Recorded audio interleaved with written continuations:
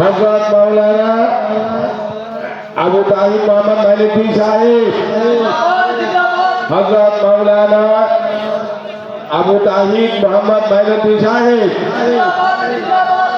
সম্মানিত এলাকাবাসী, আপনারা দোকানপাটে ঘোরাফেরা না করে সবাই চলে আসুন। এখনই আমাদের পর্যায়ক্রমে সকল বক্তা এসে গেছেন এবং ওনারা তাফসীর আনবেন এবং ওনাদের মধুর কণ্ঠে কোরআন হাদিস থেকে বয়ান শোনাবেন। আপনার এই দিনটি হয়তো একদিন কিয়ামতের মাঠে উসিলা হতে পারে। এটা হলো দুনিয়াতে জান্নাতের বাগান। এই জান্নাতের বাগান থেকে আপনি কিছু অর্জন করতে পারবেন, নিতে পারবেন। দোকানপাটে বসে থাকলে কিছুই পাবেন না, খালি হাতে যেতে হবে। তাই অনুরোধ করব আপনারা সবাই ভেতরে চলে আসুন। এই পর্যায়ে আমাদের হযরত মাওলানা আবু তাহির মোহাম্মদ মাইনুদ্দিন সাহেব ওনার তাফসীর বয়ান।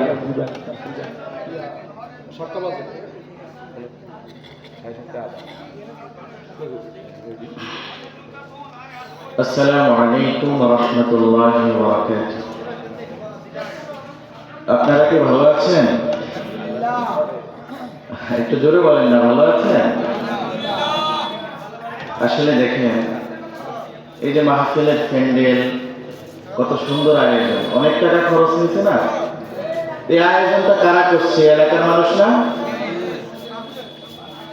এই এলাকার মানুষগুলো আয়োজন করে মেহমানকে দাওয়াত দিয়ে ওনারা সবাই বাড়িতে ঘুমাইতেছে নাকি?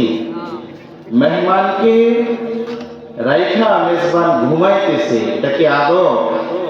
জোরে বলেন না, আদবের মধ্যে পড়ে? এই জন্য আমি এলাকার মানুষকে বলবো, আপনারা মাহফিলকে সৌন্দর্যমণ্ডিত করার জন্য সবাই মাহফিলের প্যান্ডেলে চলে আসেন। এটা খারাপ দেখা যায়।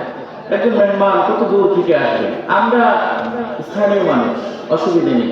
একজন মেহমান অনেক দূর থেকে আসবে, একসাথে যদি দেখি প্যান্ডেলের মধ্যে আপনার জুমার মসজিদে যে মুসল্লি থাকে সেই পরিমাণ মুসল্লি নেই, তাহলে পরিবেশটা কি সুন্দর না খারাপ দেখা যায়?